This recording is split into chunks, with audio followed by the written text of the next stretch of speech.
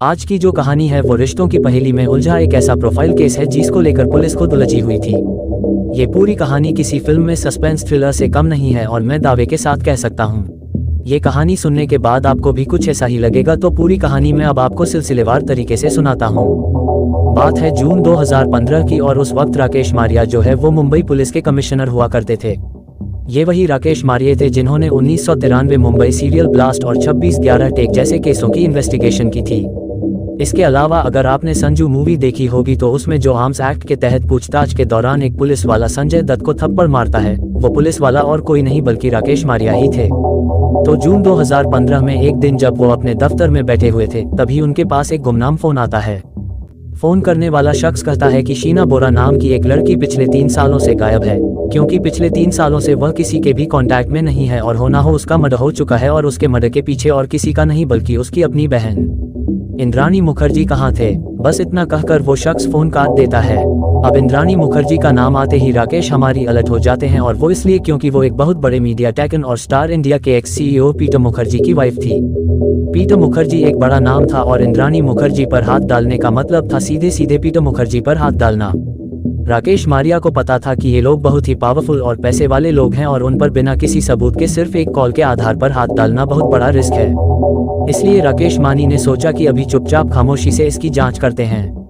इसके बाद उन्होंने एक टीम बनाई जिसमें उन्होंने अपने कुछ फेवरेट और भरोसेमंद पुलिस वालों को शामिल किया और ऑफिशियली इस केस की जांच का जिम्मा सौंपा और इनका ये था कि गलती से भी इस इन्वेस्टिगेशन की भनक इंद्राणी या पीटर मुखर्जी को नहीं लगनी चाहिए। अब राकेश मारे के कहने पर उनकी टीम ने सबसे पहले ये पता करना शुरू किया कि इस खबर में कितनी सच्चाई है और क्या वाकई में कोई शीना बोरा नाम की लड़की पिछले 3 सालों से गायब है भी या नहीं। इसके लिए उन्होंने आसपास के सभी पुलिस स्टेशन के पिछले 3 साल यानी 2012 से लेकर अब तक के मिसिंग रिपोर्ट्स को खंगालना शुरू किया, मगर उन्हें शीना बोरा नाम की किसी भी लड़की का कोई मिस रिपोर्ट नहीं मिला। इसके बाद पुलिस ने और दूसरी चीजों को भी देखना शुरू किया पर उन्हें उसमें भी कोई खास कामयाबी नहीं मिली। अब उन्हें लगा कि बिना इंद्राणी मुखर्जी से पूछताछ किए बगैर कुछ पता नहीं चलने वाला, पर इंद्राणी मुखर्जी जैसी बड़ी शख्सियत को वो ऐसे ही बिना किसी सबूत के नहीं उठा सकते थे। अच्छा, उस वक्त इंद्राणी मुखर्जी देश में थी भी नहीं, वो उस वक्त इंग्लैंड में रह रही थी। इसलिए अब मुंबई पुलिस किसी और कमजोर कड़ी की तलाश में लग गई और इत्तेफाक से पुलिस को वो कमजोर कड़ी मिल गई। पुलिस को पता चला कि 3 साल पहले इंद्राणी मुखर्जी का एक ड्राइवर हुआ करता था जिसका नाम था श्यामवर राय, पर अब क्योंकि उसने वहां से काम छोड़ दिया है इसलिए उसे उठाकर पूछताछ की जा सकती है और होना हो उसे जरूर इस बारे में कुछ मालूम होगा। पर पुलिस उसे भी ऐसे ही बेवजह नहीं उठा सकती थी, इसलिए मुंबई पुलिस श्यामवर राय की कुंडली खंगालती है ताकि अगर उसका कोई पुराना क्रिमिनल रिकॉर्ड हो तो उस सिलसिले में उठाया जा सके।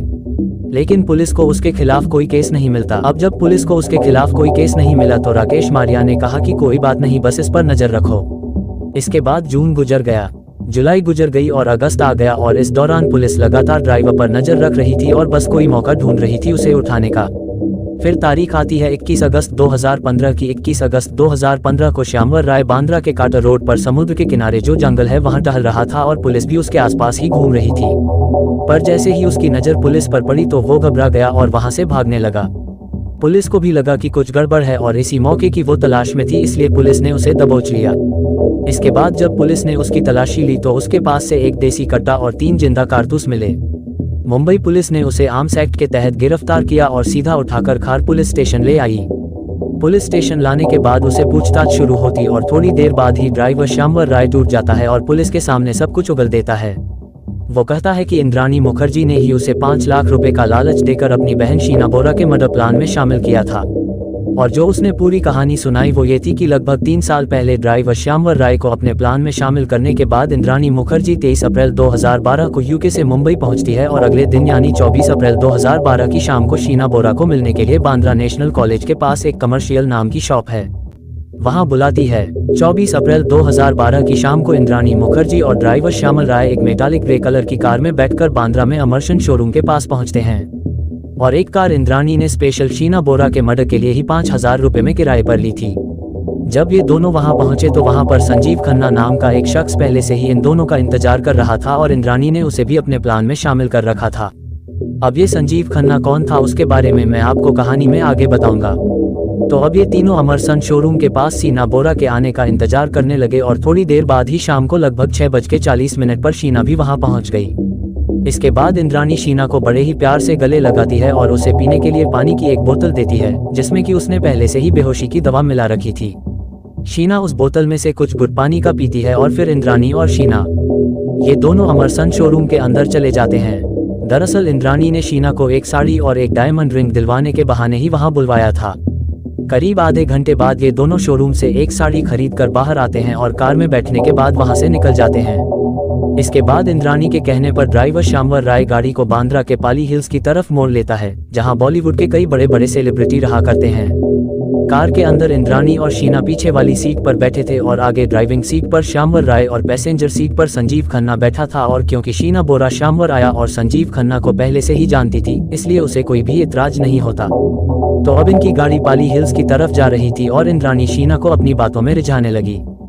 थोड़ी देर बाद ही दवाई ने अपना असर दिखाना शुरू किया और शीना बात करते करते बेहोश हो गई। इसके बाद इंद्राणी के कहने पर ड्राइवर श्यामावर राय गाड़ी को एक सुनसान रास्ते पर ले जाकर रोक देता है। फिर श्यामवर राय और संजीव खन्ना भी गाड़ी से उतरकर पीछे वाली सीट पर आ जाते हैं और बेहोशी की हालत में ही संजीव खन्ना शीना के बाल पकड़ता है और श्यामवर राय शीना का मुंह दबाता है ताकि वो शोर न मचाए। इसके बाद इंद्राणी अपने ही हाथों से अपनी बहन का गला दबाने लगती है, मगर दम घुटने की वजह से शीना अचानक से होश में आ जाती है और खुद को बचाने की कोशिश करने लगती है। इस कोशिश में वो श्यामवर राय के अंगूठे पर जोर से दांत भी काट लेती है क्योंकि श्यामवर राय ने उसका मुंह दबा रखा था जिसकी वजह से उसके अंगूठे से खून भी बहने लगता है। शीना पूरी कोशिश करती है खुद को बचाने की, लेकिन 3 लोगों के सामने उस बेचारी अकेली लड़की की कुछ नहीं चलती और इंद्राणी पूरी ताकत के साथ उसका गला दबा रही थी। वो उसका गला तब तक दबाती है जब तक कि उसकी सांस नहीं रुक जाती और जब इंद्राणी को तसल्ली हो जाती कि शीना मर चुकी है तब जाकर वो उसका गला छोड़ती है।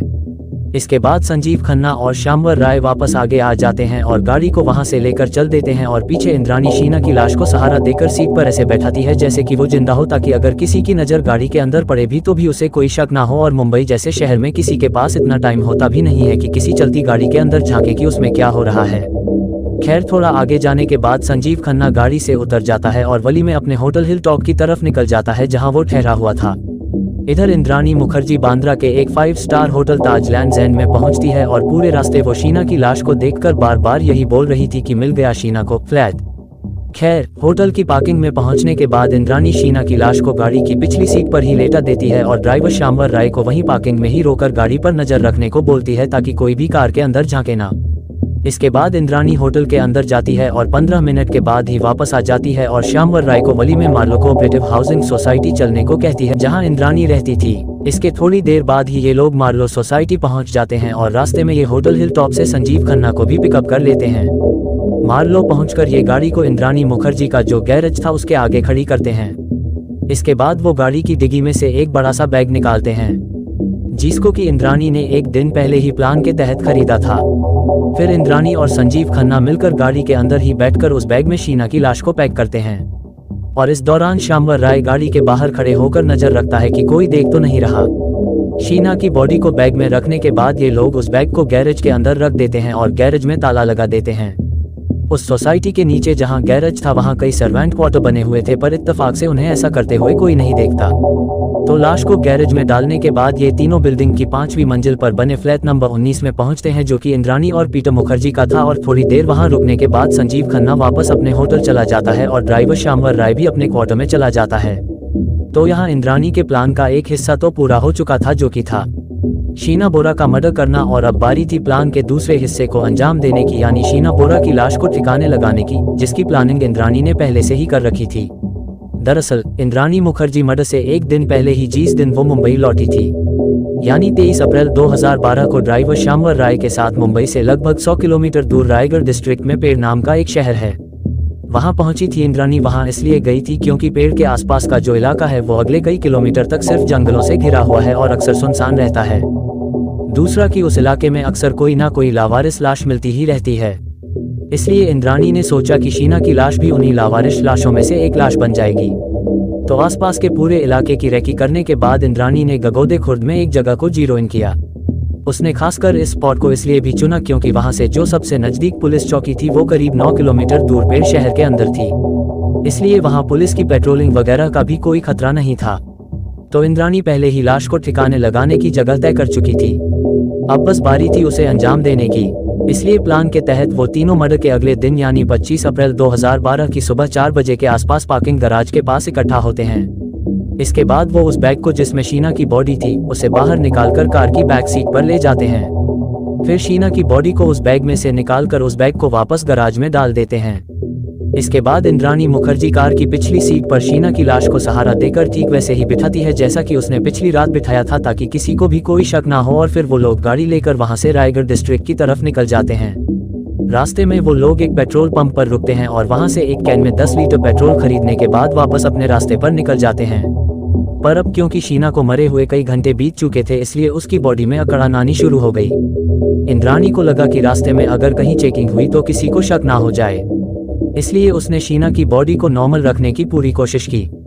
उसने बकायदा शीना की लाश को लिपस्टिक लगाए, उसके बाल बनाए और उसे परफ्यूम भी लगाए ताकि वो बिल्कुल नॉर्मल दिखे। खैर, मुंबई से तकरीबन 100 किलोमीटर का सफर तय करके ये तीनों गगोदे खुर्द में उस लोकेशन पर पहुंचते हैं जो इंद्राणी ने जीरो इन किया था। इसके बाद इंद्राणी अपने साथ जो एक छोटा सा बैग लाई थी उसमें से वो 3 जोड़ी जूते निकालती है जो कि उसने प्लानिंग के तहत पहले ही खरीद रखा था, ताकि उस एरिया की मिट्टी उनके जूतों के साथ ना आ जाए, जो कि बाद में एक अहम सबूत बन सकता था। तो अब तीनों ने अपने अपने जूते पहने और एक बार चारों तरफ नजर मारने के बाद जब तसल्ली हो गई कि कोई नहीं देख रहा, तो तीनों ने मिलकर शीना की बॉडी को बाहर निकाला और झाड़ियों में से होते हुए अंदर जंगल में ले गए। इसके बाद जो 10 लीटर पेट्रोल उन्होंने खरीदा था वो सारा का सारा पेट्रोल संजीव खन्ना ने शीना बोरा की बॉडी पर डाल दिया। फिर इंद्राणी मुखर्जी ने खुद अपने हाथों से अपनी ही बहन की लाश में आग लगा दी और थोड़ी देर वहीं रुकने के बाद वो लोग वापस मुंबई के लिए निकल गए। रास्ते में इंद्राणी ने तीनों लोगों के जूतों को वापस इकट्ठा किया और उसका प्लान था कि वो इन जूतों को कोलकाता में संजीव खन्ना के घर पर छुपा देगी। मुंबई पहुंचने के बाद ये तीनों बांद्रा में महबूब स्टूडियो के पास बने कैफे कॉफी डी में जाते हैं और वहां पर बैठकर कॉफी पीते हैं। इसके बाद इंद्राणी मुखर्जी ड्राइवर श्यामवर राय को 5000 रुपए देती है और कहती है कि गाड़ी के अंदर बाहर से अच्छे से साफ सफाई करवाना और धुलवाना ताकि कोई भी सबूत ना बचे, और फिर वापस कर देना जहां से गाड़ी किराए पर ली थी। इसके अलावा वो कहती है कि जो पार्सल उसने 2 हफ्ते पहले रिसीव किया था वो गाड़ी में ही है, इसलिए गाड़ी वापस करने से पहले उसे जरूर निकाल लेना और अपने पास संभाल के रखना। दरअसल श्यामवा राय ने खुद 2 हफ्ते पहले इंद्राणी के कहने पर कोलकाता से आए एक आदमी से पार्सल रिसीव किया था। तो सारी इंस्ट्रक्शन देने के बाद इंद्राणी श्यामवर राय को वहां से जाने को कहती है और जाते जाते उसे धमकी भी देती है कि अपना मुंह बंद रखना, नहीं तो उसका भी वही हाल होगा जो शीना का हुआ है। इसके बाद इंद्राणी और संजीव खन्ना उसी दिन कोलकाता के लिए निकल जाते हैं। इधर गाड़ी के अच्छे से साफ सफाई करवाने के बाद श्यामवर राय इंद्राणी के घर मार्लो सोसाइटी पहुंचता है, जहां उसे प्रदीप वाघमारे मिलता है जो कि इंद्राणी मुखर्जी के घर की साफ सफाई और छोटा मोटा काम किया करता था। वहां पहुंचकर श्यामवर राय उस बैग को निकालता है जिसमें कुछ देर पहले शीना की बॉडी रखी हुई थी। फिर वो ये बैग प्रदीप वाघमारे को दिखाता है और कहता है कि इंद्राणी मैडम ने मुझे इस बैग को फेंकने को कहा है, तो अगर ये बैग तुम्हें चाहिए तो ले लो। नया बैग देखकर प्रदीप वाघमारे उस बैग को खुशी खुशी ले लेता है। उसे क्या पता था कि कुछ देर पहले इसमें एक लाश रखी थी। तो उस बैग को देने के बाद श्यामवर राय अगले 2-3 दिनों तक उसी गाड़ी में पीटर और इंद्राणी मुखर्जी को लाने ले जाने का काम करता है और फिर उस कार को एजेंसी में वापस कर देता है और वो पार्सल अपने पास संभाल कर रख लेता है। इसके कुछ महीनों बाद ही नवंबर 2012 में श्यामवर राय अपनी नौकरी छोड़ देता है और वापस अपने गाँव चला जाता है और वो पार्सल अभी भी उसी के पास था। गांव जाने के कुछ दिनों बाद वो पहली बार उस पार्सल को खोलता है और पार्सल को खोलते वो घबरा जाता है क्योंकि उस पार्सल में से एक देसी कट्टा निकलता है। वो अगले 3 सालों में कई बार इस कट्टे को इंद्राणी को वापस करने की कोशिश करता है, पर क्योंकि इंद्राणी यूके चली गई थी इसलिए कोई बात नहीं बनती। तो अब जब उसके पास कोई रास्ता नहीं बचता तो इस कट्टे को ठिकाने लगाने की सोचता है और 21 अगस्त 2015 को वो बांद्रा के क्वार्टर रोड पर इस कट्टे को ठिकाने लगाने ही गया था। उसका प्लान था कि लोगों की नजरों से बचकर वो इस कट्टे को समुद्र के किनारे जो जंगल है उसमें फेंक देगा, पर पुलिस को देखते ही वो घबरा गया और पुलिस ने उसे धर दबोचा, जिसके बाद ये पूरी कहानी सामने आई। तो पूरी कहानी तो सामने आ गई, मगर अब भी कहानी में से मकसद गायब था कि आखिर इंद्राणी ने अपनी ही बहन का मर्डर क्यों किया, और उसका जवाब इंद्राणी से पूछताछ किए बगैर नहीं मिल सकता था। इधर इंद्राणी मुखर्जी भी अगस्त 2015 के दूसरे हफ्ते में इंग्लैंड से वापस भारत आ चुकी थी, इसलिए पुलिस ने अब उसे उठाकर पूछताछ करने का फैसला किया। पर इससे पहले कि पुलिस इंद्राणी को गिरफ्तार करती, मुंबई पुलिस ने एक और काम किया। उन्होंने इंद्राणी मुखर्जी, संजीव खन्ना और श्यामवर राय के 3 साल पुराने कॉल रिकॉर्ड और लोकेशन निकलवाया। तो पता चला कि 24 अप्रैल 2012 की शाम से लेकर रात तक और फिर सुबह मुंबई से लेकर रायगढ़ डिस्ट्रिक्ट और रायगढ़ से वापस मुंबई आने तक इन तीनों की लोकेशन एक साथ थी। बस इतना सबूत काफी था इंद्राणी मुखर्जी को उठाने के लिए, और ड्राइवर श्यामवर राय का बयान तो था ही। इसलिए मुंबई पुलिस 25 अगस्त 2015 की शाम को सीधे इंद्राणी मुखर्जी के घर पहुंची और उसे उसकी बहन शीना बोरा का कत्ल करने के इल्जाम में गिरफ्तार कर लिया। अब ये खबर जैसे ही मीडिया में आई तो ब्रेकिंग न्यूज बन गई, क्योंकि इंद्राणी मुखर्जी कोई छोटी मोटी शख्सियत नहीं थी। ऊपर से वो media attack on Peter Mukherjee की वाइफ थी। गिरफ्तार करने के बाद मुंबई पुलिस इंद्राणी को भी खार पुलिस स्टेशन ले गई, और क्योंकि ये एक है प्रोफाइल केस था, इसलिए खार पुलिस स्टेशन के आगे मीडिया का जमावड़ा लग गया। अब अंदर इंद्राणी से पूछताछ चल रही थी, लेकिन 24 घंटे भी नहीं बीते कि कहानी करवट बदलती है और कहानी में एक ट्विस्ट आता है। पता चलता है कि शीना बोरा का मर्डर हुआ है, वो इंद्राणी मुखर्जी की बहन नहीं बल्कि बेटी है। ये खबर आते ही पूरे मीडिया में और भी सनसनी फैल जाती है। इसके बाद अगले दिन यानी 26 अगस्त 2015 को मुंबई पुलिस कोलकाता पहुंचती है और वहां से संजीव खन्ना को भी गिरफ्तार करके मुंबई ले आती है। फिर जब पुलिस स्टेशन में इन तीनों यानी इंद्राणी मुखर्जी, संजीव खन्ना और श्यामवर राय का सामना एक दूसरे से कराया जाता है, तब जाकर ये केस खुलता है और कई दिनों की पूछताछ के बाद चार्जशीट में पूरी कहानी सामने आती है। और इस पूरी कहानी में रिश्तों और लालच का एक ऐसा पेंच फंसा था जिसने 25 साल की एक नौजवान लड़की शीना बोरा की जान ले ली। और उन रिश्तों के पेंच को समझने के लिए आपको इंद्राणी की पुरानी जिंदगी में झांकना होगा और कहानी में कई साल पीछे जाना होगा, जिसकी शुरुआत इंद्राणी के बचपन से होती है।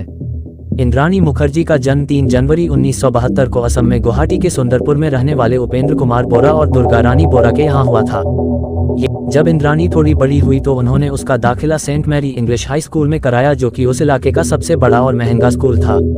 इंद्राणी बचपन से ही पढ़ने लिखने में काफी तेज थी और 10वीं की एग्जाम देने के बाद वो 12वीं की पढ़ाई करने के लिए गुवाहाटी से शिलोंग पहुंच गई, जहां उसने लेडी कीन कॉलेज में दाखिला लिया। और क्योंकि शिलोंग गुवाहाटी से काफी दूर था, इसलिए वो लेडी कीन कॉलेज के हॉस्टल में ही रहने लगी।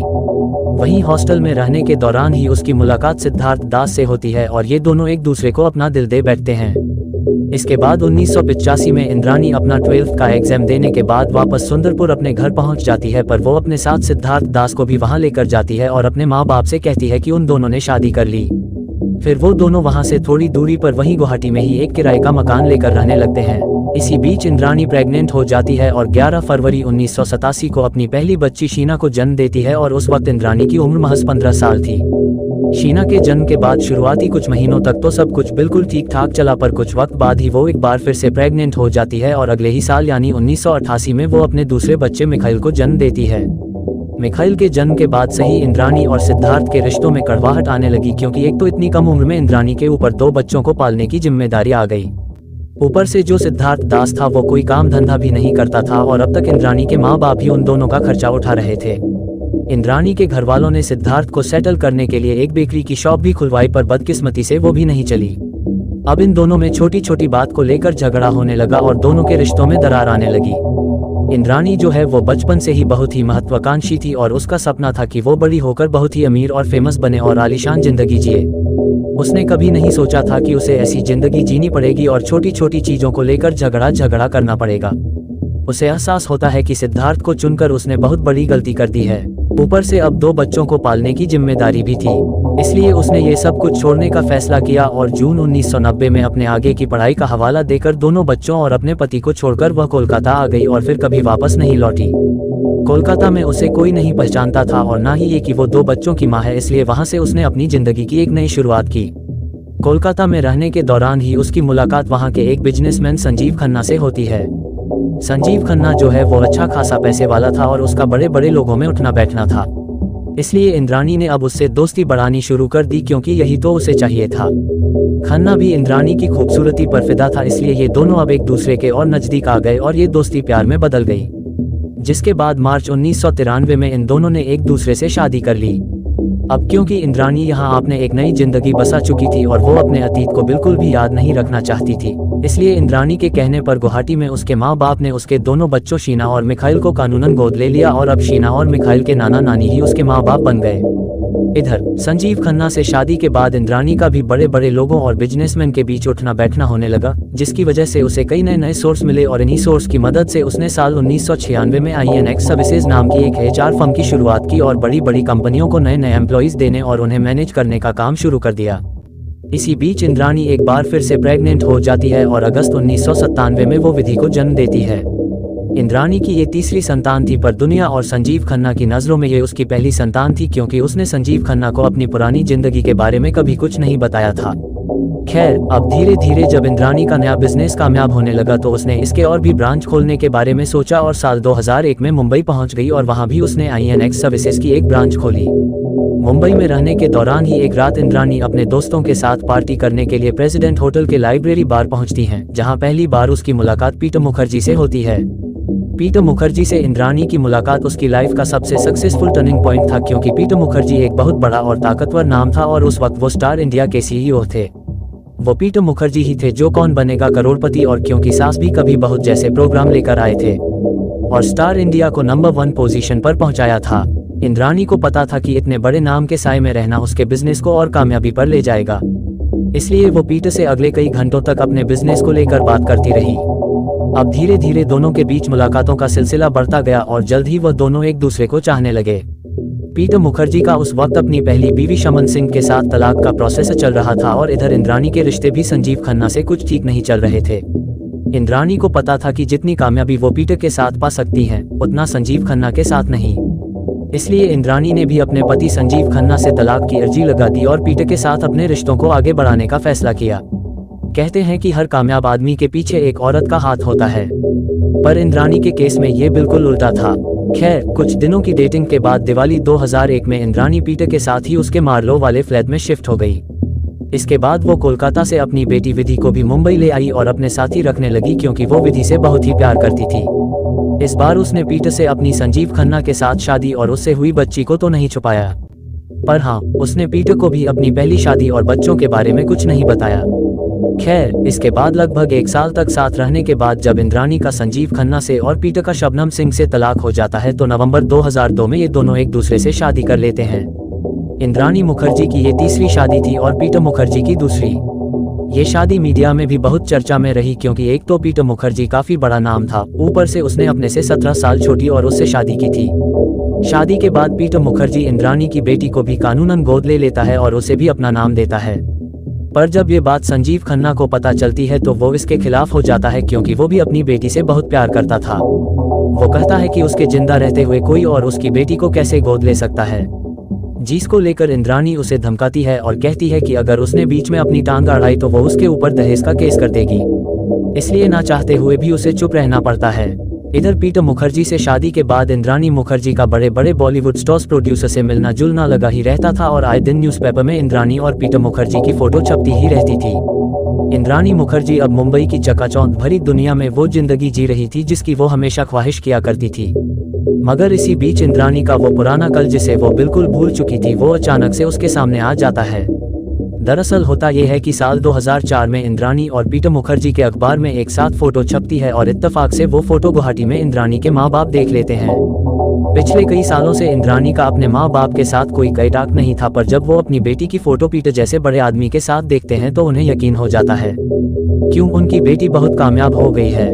इसलिए वो लोग इंद्राणी को एक खत भेजते हैं और उसमें शीना और मिखाइल बोरा की हायर एजुकेशन के लिए मदद मांगते हैं, क्योंकि अब वक्त के साथ साथ इंद्राणी के दोनों बच्चों की पढ़ाई लिखाई का खर्चा भी बढ़ता जा रहा था और वो लोग बूढ़े हो रहे थे और इस बुढ़ापे में उनके पास कमाई का कोई जरिया नहीं था।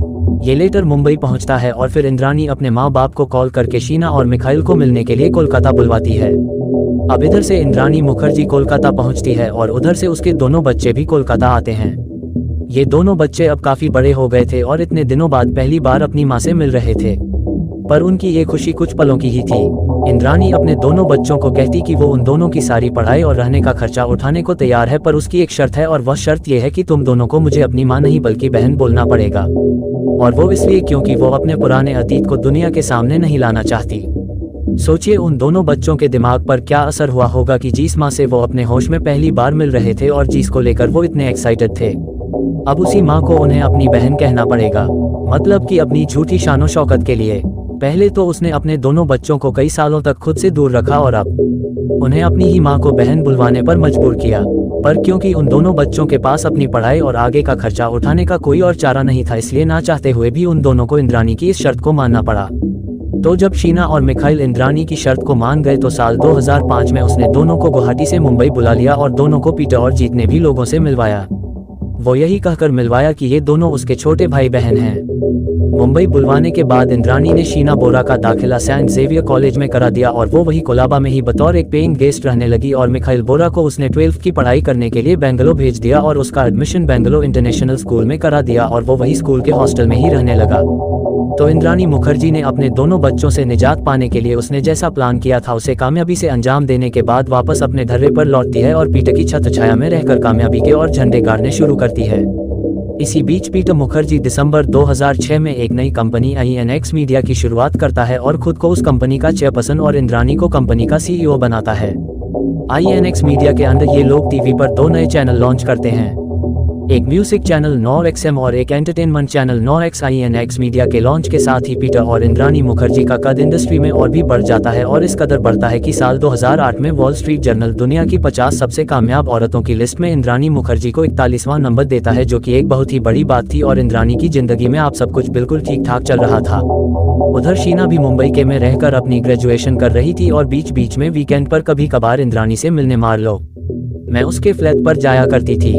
इसी दौरान साल 2008 में एक वीकेंड पर जब शीना बोरा मार्लो पहुंची तो वहां उसकी मुलाकात पीटर मुखर्जी के बेटे राहुल मुखर्जी से हुई। दरअसल पीटर मुखर्जी की अपनी पहली बीवी शबनम से 2 बच्चे थे, एक रवि मुखर्जी और एक राहुल मुखर्जी।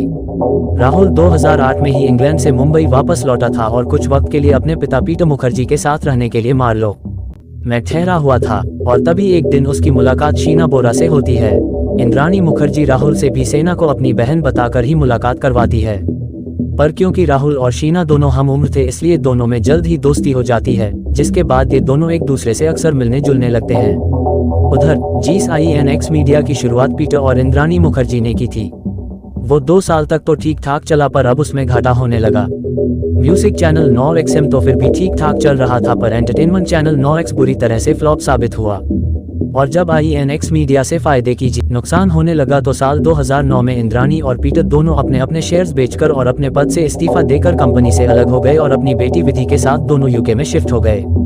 हालांकि काम के सिलसिले में दोनों का अक्सर मुंबई आना जाना लगा ही रहता था। इधर कुछ दिनों की मुलाकात के बाद ही शीना बोरा और राहुल मुखर्जी एक दूसरे को चाहने लगे और दोनों की दोस्ती प्यार में बदल गई। मगर जब ये बात इंद्राणी और पीटर को पता चली तो वह दोनों इस रिश्ते के खिलाफ हो। अब यहाँ रिश्ता देखिए आपकी, अगर इस रिश्ते को दुनिया की नज़र से देखा जाए तो शीना इंद्राणी की बहन थी, यानी पीटर मुखर्जी की साली, और इस रिश्ते से वो राहुल की मौसी हुई। पर जो दुनिया को नहीं पता था वो ये कि शीना इंद्राणी की बेटी थी और उस रिश्ते से वो पीटर की भी सौतेली बेटी हुई और राहुल की सौतेली बहन। पर इसके बारे में सिर्फ इंद्राणी और शीना को ही पता था और कायदे से अगर देखा जाए तो दोनों ही सूरत में ये रिश्ता गलत था। बावजूद इसके दोनों एक दूसरे से प्यार करने लगे, जो कि इंद्राणी और पीटर को नागवार गुजरा। ऊपर से इंद्राणी को यह भी डर था कि कहीं शीना राहुल और दुनिया के सामने उसके और शीना के रिश्ते की पोल ना खोल दे। शीना और राहुल का ये रिश्ता अब इंद्राणी के गले की हड्डी बन गई थी, इसलिए इंद्राणी अब दोनों को अलग करने की कोशिश करने लगी। उसने कई बार शीना को समझाने की कोशिश की पर वो नहीं मानी। ऊपर से अब वो राहुल के साथ ही मुंबई में एक किराए का फ्लैट लेकर लिव इन में रहने लगी। मार्च 2009 में इंद्राणी पीटर के साथ एक दिन अचानक सीधे उसके फ्लैट पर पहुंच गई और शीना को जबरदस्ती वहां से खींच कर ले गई और फिर उसे वापस गुवाहाटी ले जाकर अपने माँ बाप के पास छोड़ दिया और उसे वार्निंग दी कि वो दोबारा कभी राहुल से नहीं मिलेंगे। पर कुछ महीनों बाद ही शीना ने एक बार फिर राहुल से कांटेक्ट किया और राहुल उसे गुवाहाटी से अपनी मां के पास देहरादून ले गया और अगले लगभग 2 सालों तक वो दोनों वहीं रहे। इसी बीच जून 2011 में शीना की मुंबई मेट्रो में बतौर असिस्टेंट मैनेजर जॉब लग जाती है और वो दोनों फिर से वापस मुंबई आ जाते हैं और अंधेरी के महरोल में एक फ्लैट लेकर रहने लगते हैं। उधर इंद्राणी अभी भी दोनों को अलग करने की कोशिश में लगी हुई थी। वो शीना को धमकी भी देती है कि अगर वो राहुल से अलग नहीं हुई तो वो उसे प्रॉपर्टी से बेदखल कर देगी और जो पैसे वो गुवाहाटी में उसके बूढ़े नाना नानी को भेजती है वो भी देना बंद कर देगी। उसने पूरी कोशिश की शीना और राहुल को अलग करने की, पर बावजूद इसके शीना बोरो पर उसकी इन धमकियों का कोई असर नहीं पड़ा।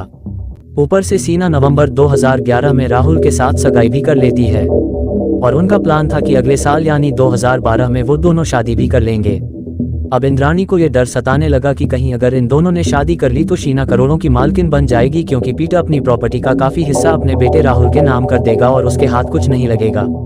वो चाहती थी कि पीटर की सारी प्रॉपर्टी या तो उसे मिले या फिर उसकी बेटी विधि को, जिससे कि वो बहुत प्यार करती थी। इसके अलावा बाद में जो इन्वेस्टिगेशन हुई उसमें यह भी पता चला कि आईएनएक्स मीडिया से बाहर होने से पहले इंद्राणी और पीटर मुखर्जी ने कंपनी के 9 सौगातों में शीना बोरा के नाम से 9 अलग अलग अकाउंट में ट्रांसफर किए थे। और अब जब इंद्राणी ने शीना से उन पैसों को मांगा तो उसने इंद्राणी के सामने कुछ शर्तों को रखा। उसने कहा कि वो ये पैसे उसे तभी वापस देगी जब वो उसे पाली हिल्स में एक 3 BHK फ्लैट, एक डायमंड रिंग और एक कार खरीद कर देगी। शीना को पता था कि इंद्राणी को सिर्फ पैसों के दम पर ही कंट्रोल किया जा सकता है, इसलिए उसने सिर्फ अपनी सिक्योरिटी के लिए उन पैसों को देने के लिए मना किया था। पर जो शीना को नहीं पता था वो ये कि इंद्राणी उन लोगों में से नहीं थी जो इतनी जल्दी अपनी हार स्वीकार कर ले, और वो इसके लिए किसी भी हद तक जा सकती थी। इंद्राणी हर चीज को खुद कंट्रोल करना चाहती थी, पर शीना बिल्कुल उसके उल्टा चल रही थी। पहले तो उसने इंद्राणी के खिलाफ जाकर राहुल से सगाई की, जिसकी वजह से प्रॉपर्टी में हिस्सेदारी बढ़ी, और अब शीना की इस डिमांड ने उसके अंदर गुस्सा भर दिया। और इसी के बाद इंद्राणी ने शीना को रास्ते से हटाने की साजिश रची। उसने एक ऐसा परफेक्ट मर्डर प्लान बनाया जिसकी खबर अगले 3 सालों तक किसी के कानों कान नहीं लगी। इंद्राणी ने यूके में रहते हुए ही पूरा प्लान बनाया। उसने सबसे पहले इस साजिश में अपने दूसरे पति संजीव खन्ना को ये कहकर शामिल किया कि अगर उसने शीना को रास्ते से हटाने में उसका साथ दिया तो पीटर की सारी प्रॉपर्टी की मालकिन उसकी बेटी विधि होगी, प्लस वो विधि को कुछ दिनों तक रहने के लिए कोलकाता भी भेजेगी। संजीव खन्ना अपनी बेटी से बहुत प्यार करता था और तलाक के बाद कई बार रिक्वेस्ट करने पर भी इंद्राणी ने उसे अपनी बेटी से नहीं मिलवाया था। लेकिन जब इंद्राणी उसके सामने ये प्रपोजल रखती है तो सारी प्रॉपर्टी अपनी बेटी के नाम हो जाने की खुशी और अपनी बेटी से मिलने की चाहत में वो शीना बोरा के मर्डर प्लान में शामिल हो जाता है। इसके बाद इंद्राणी अपने ड्राइवर श्यामवर राय को भरोसे में लेती है और 5 लाख रुपए का लालच देकर उसे भी प्लान का हिस्सा बना लेती है। अब वो संजीव खन्ना के जरिए कोलकाता के एक आदमी से पार्सल में एक देसी कट्टा मंगवाती है ताकि इमरजेंसी में अगर जरूरत पड़े तो उसका इस्तेमाल किया जा सके, जैसे कि उसका ड्राइवर श्यामवर राय रिसीव करता है। इसके बाद वो श्यामवर राय से कहकर 22 अप्रैल 2012 को किराए पर एक गाड़ी लेती है जिसमें कि पूरे प्लान को अंजाम दिया जा सके। अब जो सबसे जरूरी प्लान था वो था शीना को उसके प्लान के हिसाब से उसकी तय की गई जगह पर आने के लिए राजी करना, और इसके लिए इंद्रा ने कई दिनों पहले से ही तैयारी कर रही थी। दरअसल शीना और राहुल के रिश्ते की वजह से दोनों माँ बेटी ने एक दूसरे से बात करनी बंद कर दी थी। पर जब इंद्राणी ने शीना को रास्ते से हटाने का प्लान बनाया तो अब वो उससे बड़े ही प्यार से बात करने लगी और अपनी बातों से उसे रिझाने की कोशिश करने लगी। यहाँ तक कि उसे विश्वास दिलाने के लिए इंद्राणी 4 अप्रैल 2012 को जब 5 दिनों के लिए मुंबई लौटी थी तो एक दिन वो शीना को बांद्रा के 5 star hotel Taj lands and में डिनर के लिए भी लेकर गई थी, और वहाँ भी उसने शीना से बड़े ही प्यार से बात की और फिर वापस यूके चली गई। तो अब जब इंद्राणी का पूरा प्लान बन गया और उसने शीना का भी विश्वास जीत लिया, तब जाकर वो मर्डर से एक दिन पहले यानी 23 अप्रैल 2012 को मुंबई पहुंचती है। मुंबई पहुंचने के बाद इंद्राणी सबसे पहले अपने ड्राइवर के साथ रायगढ़ डिस्ट्रिक्ट में जाकर शीना की लाश को ठिकाने लगाने की जगह फाइनल करती है, और फिर वापस मुंबई पहुंचकर प्लान के हिसाब से 2 जोड़ी मेल और 1 जोड़ी फीमेल जूते लेती है। फिर वो शराब की दुकान से 1 वोडका और 1 विस्की की बोतल लेती है, और 1 पानी की बोतल लेने के बाद इन तीनों बोतलों यानी वोडका, विस्की और पानी में बेहोशी की दवा मिला देती है। उसके बाद पेट्रोल भरने के लिए वो 120 लीटर का कैन और एक बड़ा सा सूटकेस बैग भी खरीदती है, और अगले दिन वो शीना को एक साड़ी और एक डायमंड रिंग उसकी सगाई का तोहफा बोल कर देने के लिए बुलाती है, जिसके लिए वो तैयार हो जाती है। अगले दिन यानी 24 अप्रैल 2012 को शीना अपने ऑफिस से दोपहर 3:30 बजे के करीब हाफ डे लेकर पहले अंधेरी में अपने फ्लैट पर जाती है, और फिर वहां से तैयार वगैरह होकर अपने मंगेतर राहुल के साथ गाड़ी में बैठकर बांद्रा के लिए निकल जाती है। उधर संजीव खन्ना भी कोलकाता से उसी दिन मुंबई पहुंचता है, और अब ये तीनों अमृतसर के पास खड़े होकर सेना का इंतजार कर रहे थे। जिसके बाद करीब 6:40 पर शीना राहुल के साथ अमृतसर पहुंचती है, और राहुल सिन्हा को वहां छोड़कर वापस अंधेरी के लिए निकल जाता है। और इसके बाद क्या हुआ उसकी कहानी मैं आपको बता ही चुका हूँ। अच्छा, जब ये लोग शीना का मर्डर करने के बाद होटल की तरफ जा रहे थे, ठीक उसी वक्त रात 8:30 बजे के करीब इंद्राणी के पास शीना के छोटे भाई मिखाइल का भी कॉल आता है, और वो कहता है कि वो मुंबई पहुंच गया। जिसके बाद इंद्राणी उससे एयरपोर्ट से टैक्सी लेकर सीधे मार्लो में उसके फ्लैट पर जाने को कहती है, और कहती है कि वो भी 1-2 घंटे में वहां पहुंचने वाली है। दरअसल इंद्राणी ने ही मिखाइल को फोन करके उस दिन उसे गुवाहाटी से मुंबई बुलवाया था, और वो इसलिए क्योंकि मिखाइल उसका दूसरा टारगेट था। इंद्राणी का प्लान था कि वो एक साथ दोनों भाई बहन को रास्ते से हटा देगी ताकि आगे चलकर कोई भी परेशानी ना हो, मतलब कि ना रहेगा बांस और ना बजेगी बांसुरी। तो इस बात से अनजान कि उसकी बहन पहले ही इस दुनिया से जा चुकी है और अगला नंबर उसी का है। वो सीधे मार्लो पहुंच जाता है। इधर मार्लो पहुंचने और शीना की लाश को सूटकेस में भरकर गरज में डालने के बाद रात करीब 10:15 पर इंद्राणी ऊपर अपने फ्लैट में पहुंचती है। वहां पहुंचकर वो मिखाइल से बहुत ही प्यार से बात करती है और उसे पीने के लिए वही पानी देती है जिसमें बेहोशी की दवा मिली हुई थी। इसके बाद वो उसे दारू की बोतल में से 2 पैक बनाकर देती है जिसमें उसने पहले से ही बेहोशी की दवा मिला रखी थी और अपने फ्लैट पर पहले ही लाकर रख दी थी। इंद्राणी मिखाइल से अपना ड्रिंक जल्दी जल्दी फिनिश करने को कहती है और इंद्राणी का ऐसा बर्ताव देखकर मिखाइल को थोड़ा अजीब लगता है, पर ऐसा करके इंद्रा ने उसे जल्दी जल्दी 2 पैक पिला देती है। मगर इसी बीच कमरे में संजीव खन्ना और श्यामवर राय भी आ जाते हैं। संजीव खन्ना को देखते ही मिखाइल के होश उड़ जाते हैं क्योंकि उसे देखते ही उसे 6 साल पुरानी वो डरावनी रात याद आ जाती है। दरअसल 6 साल पहले यानी साल 2006 में मिखाइल बेंगलो में पढ़ाई कर रहा था और 1 साल पहले ही इंद्राणी ने उसका दाखिला बेंगलो इंटरनेशनल स्कूल में कराया था। उस वक्त उसकी उम्र महज 15-16 साल की थी और क्योंकि वो शहर, वहाँ के लोग, वहाँ की भाषा उसके लिए बिल्कुल अलग थी और ऊपर से वो वहाँ बिल्कुल अकेला था, इसलिए उसका वहाँ बिल्कुल भी मन नहीं लगता। वो इंद्राणी को कई बार कॉल करके कहता है कि वो उसे वापस मुंबई बुला ले क्योंकि वो वहाँ नहीं रहना चाहता। जिसके बाद एक दिन इंद्राणी उसे मुंबई बुला लेती है। मुंबई बुलवाने के बाद वो मिखाइल की मुलाकात संजीव खन्ना से करवाती है और कहती है कि ये उसका क्लाइंट है और अगले कुछ दिनों तक वही उसे मुंबई में घुमाएगा फिर आएगा। अगले ही रात संजीव खन्ना मिखाइल को होटल से पिकअप करने के बाद उसे एक पब में लेकर जाता है और ये दोनों वहां बैठकर ड्रिंक करने लगते हैं। खन्ना जो है वो तो आराम से अपनी ड्रिंक पी रहा था, पर वो मिखाइल को एक के बाद एक टकीला के शॉट्स लगवा रहा था और कुछ देर बाद ही मिखाइल को इतना नशा हो जाता है कि उसे बिल्कुल भी होश नहीं रहता कि वो कहाँ है।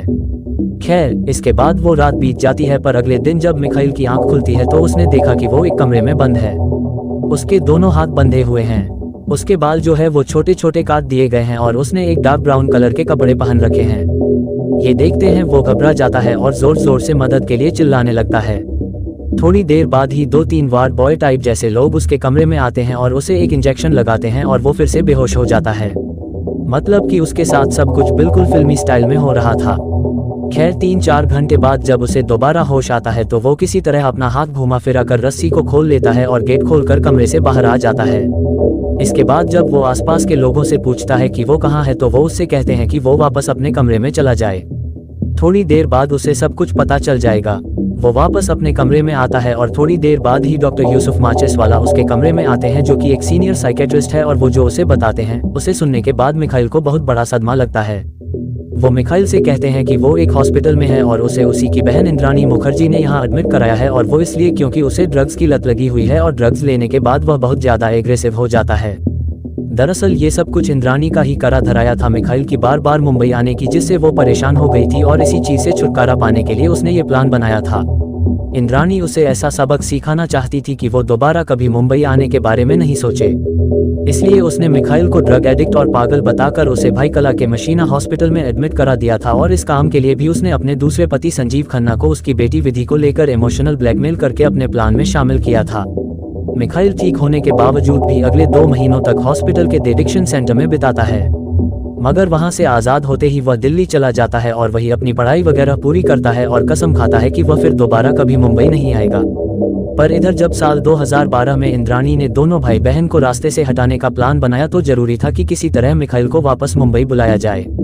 मगर 6 साल पहले उसके साथ जो हुआ था वह उसे आज भी याद था और वह बिल्कुल भी मुंबई नहीं आना चाहता था। इंद्रा ने उसे मुंबई बुलवाने के लिए कुछ पैत्र भी आजमाती है, पर जब वो उसमें कामयाब नहीं होती तो वो उसके इमोशन का सहारा लेती है और उससे कहती है कि उसे उससे मिले हुए बहुत दिन हो गए और 24 अप्रैल 2012 को इंद्राणी किसी तरह चिकनी चुपड़ी बातों में फंसाकर और थोड़ा इमोशनल करके उसे मुंबई बुला लेती है। और अब मिखाइल एक बार फिर से गलती से मुंबई आ गया था और संजीव खन्ना भी ठीक उसके सामने खड़ा था। संजीव खन्ना को देखते ही उसे यकीन हो जाता है कि यहाँ जरूर कुछ गड़बड़ है और तब उसे एहसास होता है कि इंद्राणी क्यों उसे जल्दी जल्दी अपना ड्रिंक फिनिश करने को कह रही थी। तो 2 ड्रिंक पीने के बाद अब उसने क्या किया कि इंद्राणी जो ड्रिंक उसे बनाकर दे रही थी वो किसी तरह इधर उधर घूम के सबकी नजरों से बचकर उसे फेंकने लगा और ऐसा दिखाने लगा कि उसने वो ड्रिंक फिनिश कर ली। काफी देर बाद भी जब मिखाइल बेहोश नहीं हुआ तो इंद्राणी खन्ना और श्यामवर राय फ्लैट की बालकनी में बात करने के लिए जाते हैं। इंद्राणी कहती है कि ये कितनी दारू पीता है, अभी तक बेहोश नहीं हुआ। तो खन्ना इंद्राणी से कहता है कि अभी फिलहाल मिखाइल को छोड़ देते हैं। उसे इंद्राणी को भी लगता है कि हाँ खतरा तो है, इसलिए वो कहती है कि पहले शीना की लाश को ठिकाने लगाते हैं और इसे बाद में देखेंगे। इसके बाद खन्ना वापस अपने होटल चला जाता है और श्यामवर राय अपने सर्वेंट क्वार्टर में। इधर इंद्राणी बार बार मिखाइल से कह रही थी कि वो सो जाए, पर मिखाइल खुद को जबरदस्ती उठाए रखता है और बिल्कुल भी नहीं लेटता। उसे पता था कि अगर वो सोया तो पता नहीं फिर कहाँ उठेगा, और ये भी हो सकता है कि वो दोबारा उठे ही ना। तो जब कई कोशिशों के बाद में मिखाइल नहीं सोता तो इंद्राणी तंग होकर अपने कमरे में सोने चले जाती है, और इधर मिखाइल खुद को जबरदस्ती जगा के रखता है। अगली सुबह 4 बजे इंद्राणी शीना की लाश को ठिकाने लगाने के लिए निकल जाती है, पर जाने से पहले वो मिखाइल से एक बार फिर से सोने के लिए बोलती है और ये भी कहती है कि वो फ्लैट का दरवाजा अंदर से बंद ना करे। इस बात से मिखाइल और भी डर जाता है और उसके जाते ही दरवाजा अंदर से बंद कर देता है। इसके बाद वो सीधे बाथरूम में जाता है और शराब का असर कम करने के लिए वो शावर लेता है। फिर वो फटाफट अपना सामान पैक करता है और टैक्सी लेकर मुंबई एयरपोर्ट पहुंच जाता है, और वहां से डायरेक्ट फ्लाइट लेकर गुवाहाटी आ जाता है, और तब जाकर उसकी जान बचती है। अगर वो उस दिन अपनी सूझबूझ नहीं दिखाता और वहां से नहीं भागता तो शायद वो भी आज इस दुनिया में नहीं होता। तो यहाँ मिखाइल की तो जान बच गई, पर अब सवाल आता है कि आखिर ये मर्डर अगले 3 सालों तक छुपा कैसे रहा? क्या किसी ने भी शीना बोरा की कोई खोज खबर नहीं की? तो दरअसल इंद्राणी ने इसकी प्लानिंग भी पहले से ही कर रखी थी, और पुलिस की लापरवाही ने भी इस कत्ल को 3 साल तक छुपाए रखा। इस मर्डर का खुलासा 3 साल पहले ही हो सकता था अगर पुलिस उस वक्त अपना काम ढंग से करती। तो दरअसल शीना का मंगेतर राहुल जब शीना को बांद्रा में अमृतसर के पास छोड़ने के बाद वापस अपने फ्लैट पर पहुंचा तो उसने शीना को एक मैसेज किया कि वो घर पहुंच गया है, पर शीना ने उसका कोई जवाब नहीं दिया क्योंकि तब तक शीना मर चुकी थी। लेकिन शीना को मारने के बाद जब इंद्राणी ने उसका फोन लिया और राहुल का मैसेज देखा तो अब इंद्राणी ने शीना बनकर राहुल से बात करनी शुरू की ताकि राहुल को कोई शक ना हो। एक मैसेज में उसने कहा कि वो इंद्राणी के साथ ड्रिंक के लिए होटल ताज लैंड्स एंड में जा रही है, और थोड़ी देर बाद दूसरे मैसेज में बताया कि वो अब रॉयल चैनल रेस्टोरेंट में डिनर के लिए जा रही है। इसके बाद वो राहुल को एक और मैसेज करती है कि वो आज रात इंद्राणी के साथ ही रुकेगी। इस मैसेज को पढ़कर राहुल पहले तो थोड़ा हैरान होता है, पर फिर सोचता है कि चलो कोई नहीं। अब अगली सुबह यानी 25 अप्रैल को वो सेना को मैसेज नहीं बल्कि सीधे कॉल करता है, पर क्योंकि सेना का फोन इंद्राणी के पास था इसलिए वो फोन नहीं उठाती, वरना राहुल उसकी आवाज पहचान जाता। राहुल इसके बाद कई और कॉल्स करता है, पर इंद्राणी उसका फोन नहीं उठाती। थोड़ी देर बाद ही राहुल के पास एक मैसेज आता है कि वो 2-3 घंटे में घर पहुंच जाएगी, और इसके आधे घंटे बाद ही राहुल सीना का एक और मैसेज रिसीव करता है, जिसे पढ़कर वो दंग रह जाता है।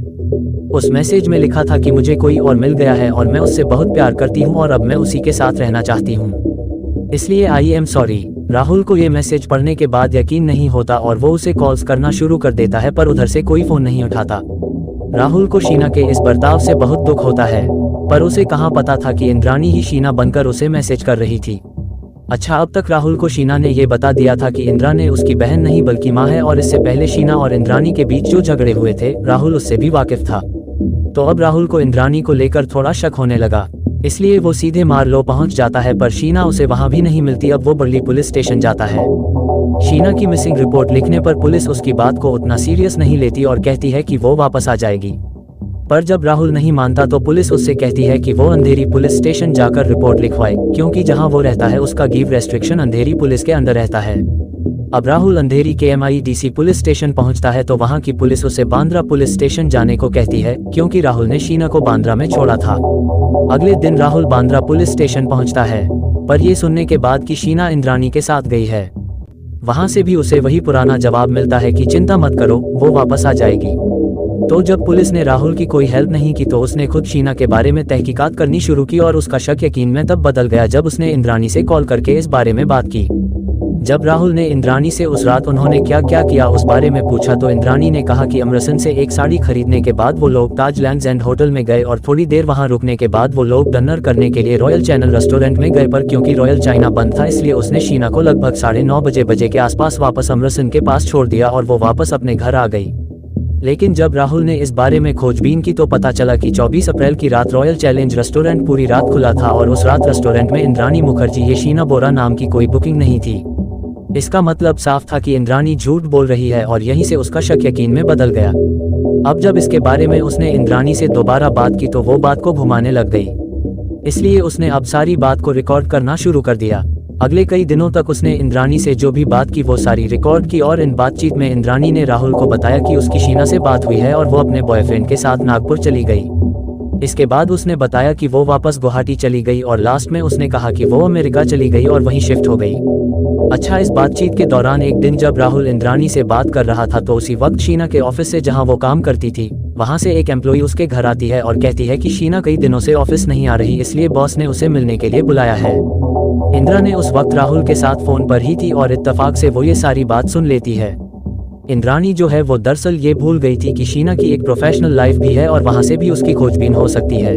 इसलिए जब इंद्राणी वापस लंदन चली गई तो वहाँ से 3 मई 2012 को उसने अपनी पर्सनल सेक्रेटरी काजल शर्मा को शीना के नाम से एक रेजिग्नेशन लेटर और अलग से एक शीना का सिग्नेचर भेजा। फिर उसने अपने सेक्रेटरी को शीना के साइन की प्रैक्टिस करवाई और उस रेजिग्नेशन लेटर पर अपनी सेक्रेटरी से शीना के जाली हस्ताक्षर करवाकर उसे कोरियर से सेना के ऑफिस में भिजवा दिया ताकि वो लोग भी सेना की कोई खोजबीन न करे। इसके बाद उसने काजल से शीना के नाम का एक ईमेल आईडी बनवाया और उस आईडी से इंद्राणी ने बाकायदा शीना के सभी रिश्तेदारों और दोस्तों को मेल भेजना शुरू कर दिया कि वो अमेरिका में शिफ्ट हो गई है और सबको यकीन दिलवा दिया कि शीना सच में यूएस चली गई और वो वहाँ बहुत खुश है।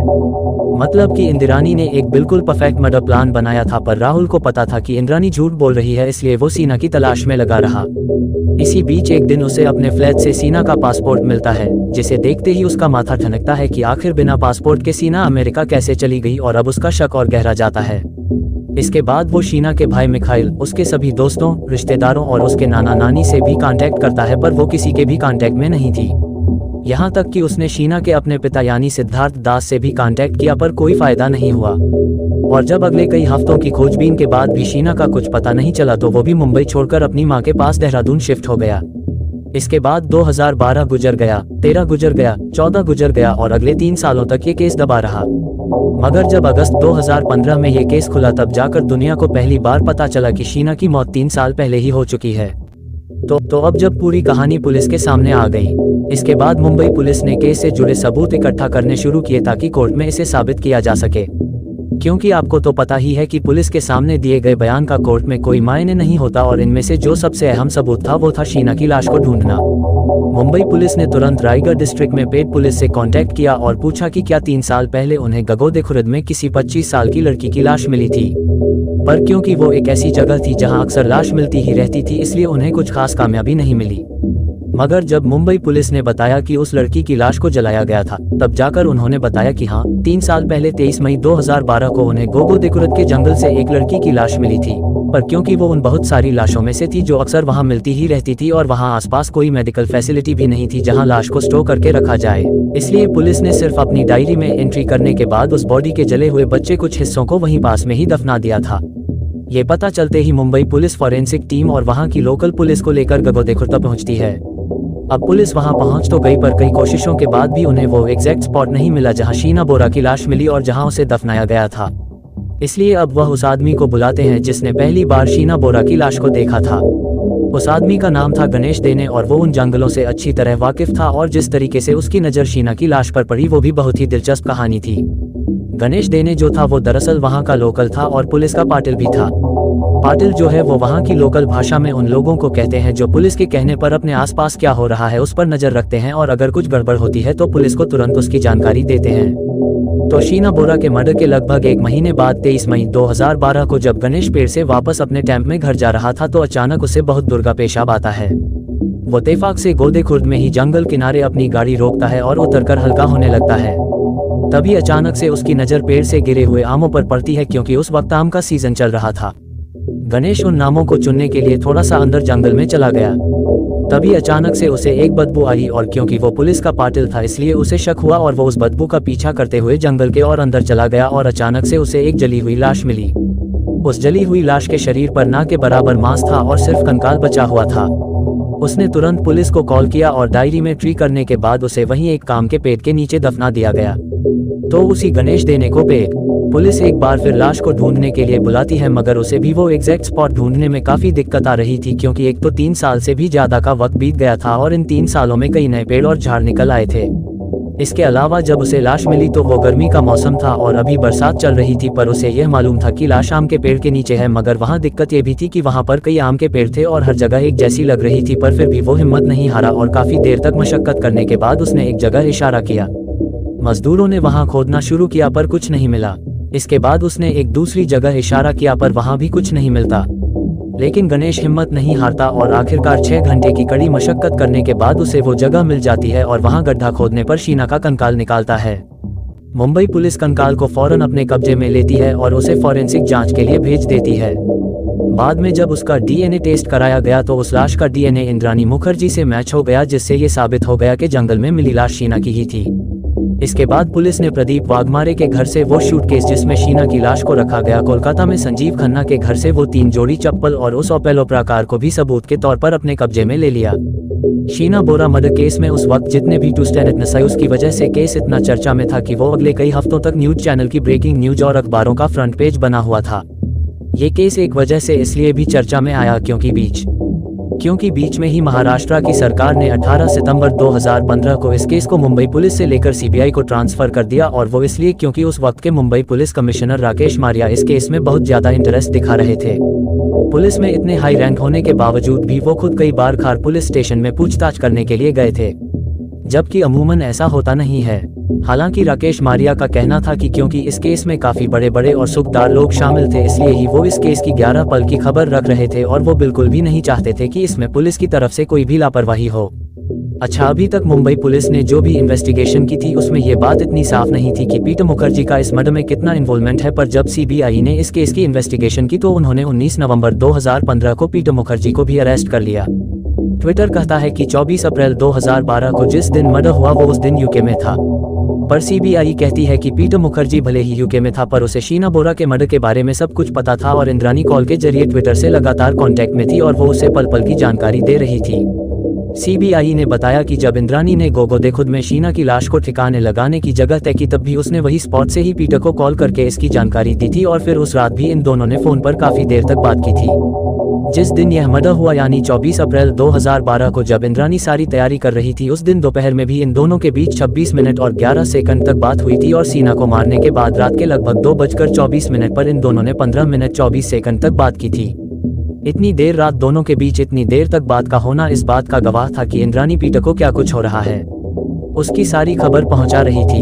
तो सीबीआई सारी इन्वेस्टिगेशन कंप्लीट करने के बाद साल 2016 में कोर्ट में इनके खिलाफ चार्जशीट दाखिल करती है, और उसमें इंद्रानी मुखर्जी, संजीव खन्ना और पीटर मुखर्जी को मुख्य आरोपी बनाती है और ड्राइवर श्यामवर राय को सरकारी गवाह। इसके बाद इंद्रानी मुखर्जी को भाईखला जेल और संजीव खन्ना और पीटर मुखर्जी को आर्थर रोड जेल भेज दिया जाता है। 17 जनवरी 2017 को इस केस का मुकदमा शुरू होता है, और जैसा कि अंदाजा था कोर्ट में ये तीनों अपने ऊपर लगे सभी इल्जामों को खारिज कर देते हैं, पर सभी दलीलों को सुनने और सबूतों को देखने के बाद सीबीआई की स्पेशल कोर्ट भी चार्जशीट को एक्सेप्ट कर लेती है और इन तीनों के ऊपर साजिश रचने, किडनैपिंग करने, सबूत मिटाने और शीना की मौत का पता होने के बावजूद भी गलत इन्फॉर्मेशन देने का चार्ज लगाती है और मुकदमा जारी रखती है। मगर यह कहानी यहीं खत्म नहीं होती और इसके बाद भी कहानी में कई मोड़ आते हैं। पहले तो जेल में रहने के दौरान ही अक्टूबर 2019 में इंदिरानी और पीटर मुखर्जी एक दूसरे से तलाक ले लेते हैं। फिर अगले ही साल 6 फरवरी 2020 को Bombay high court Peter Mukherjee को जमानत दे देता है, ये कहकर कि उसका इस केस से कोई डायरेक्ट लिंक नहीं है। फिर इसके अगले साल दिसंबर 2021 में इंद्रानी मुखर्जी सीबीआई को बाकायदा एक चिट्ठी लिखती है और कहती है कि शीना बोरा जिंदा है और अभी कश्मीर में रह रही है। और ऐसा नहीं है कि वो ऐसा पहली बार कर रही थी, बल्कि वो इससे पहले भी कई बार अलग अलग कहानियां सामने लेकर आई थी। कभी उसने सारा इल्जाम पीटर के ऊपर लगाने की कोशिश की तो कभी खुद को निर्दोष साबित करने की कोशिश की। इसके अलावा इंद्रानी ने इससे पहले कई बार जमानत की याचिका भी लगाई थी, जिसको कि निचली अदालत और बॉम्बे हाई कोर्ट खारिज कर चुका था।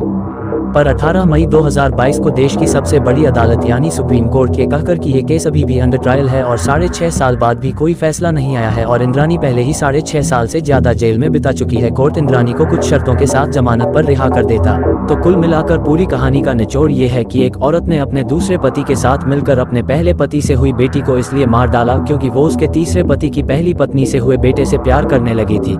अभी फिलहाल इंद्रानी और पीटर मुखर्जी जमानत पर जेल से बाहर है, संजीव खन्ना जेल के अंदर है और ये केस अंडर ट्रायल है। तो देखिए कब तक फैसला आता है और क्या फैसला आता है। तो ये थी शीना बोरा मर्डर की पूरी कहानी। मुझे उम्मीद है कि आपको मेरी जानकारी जरूर पसंद आई होगी। आप चाहे तो मुझे इंस्टाग्राम पर भी फॉलो कर सकते हैं, लिंक आपको डिस्क्रिप्शन में मिल जाएगा, और आप अपनी बात इस मेल आईडी पर मुझे मेल भी कर सकते हैं। तो मैं मिलूंगा अब आपसे अगली कहानी में, तब तक के लिए अपना ख्याल रखिए।